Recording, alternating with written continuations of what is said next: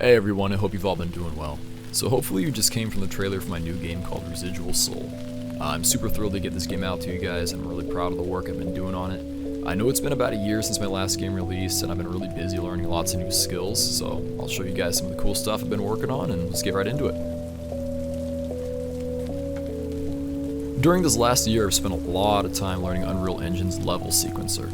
So for the 99% of you guys who have outside lives and don't know what a level sequencer is, let the nerd explain real quick.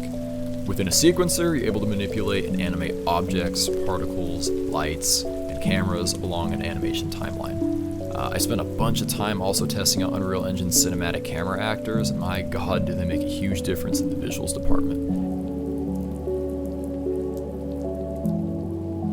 The next thing I spent a lot more time on this year was Blender. So Blender is a 3D animation and modeling program that I've been using for about the last 6 years alongside Unreal Engine. I've tried modeling multiple times now, and I'm going to be real, it's just not my strong suit. I don't plan on giving up, but most modeling work is just outsourced at this point. Animation, however, is a bit of a different story.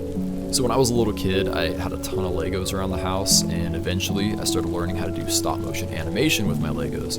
And yeah, while stop motion is way different than Blender animation, it taught me the basics of movement, keyframing, and camera work. So I've been really able to leverage a lot of that experience and make some really cool additions to this game. Residual Soul is a much darker and more serious game than my previous projects, and I wanted to make sure that the atmosphere really reflected that.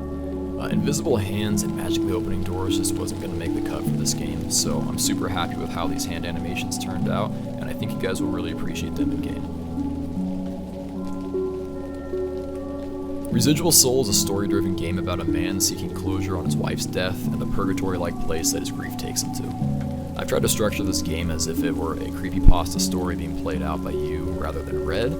Your actions in the game will determine what ending to the story you get, so if things don't turn out the way you wanted them to the first time, just try again. Try to keep your eyes open for anything you may have missed. I've already begun piecing together the story of the next game, and it's going to follow the same structure as Residual Soul.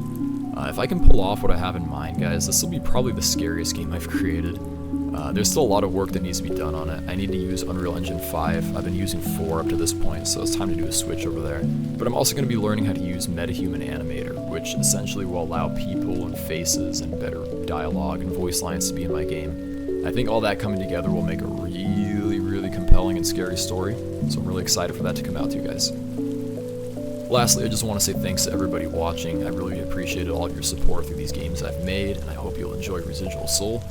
It'll be a free-to-play release, so be sure to add it to your wishlist if you haven't already. And if you like my work and you want to see more, please consider subscribing to the channel. I'd really appreciate it. And you can also follow me on X. I have all my links in my channel.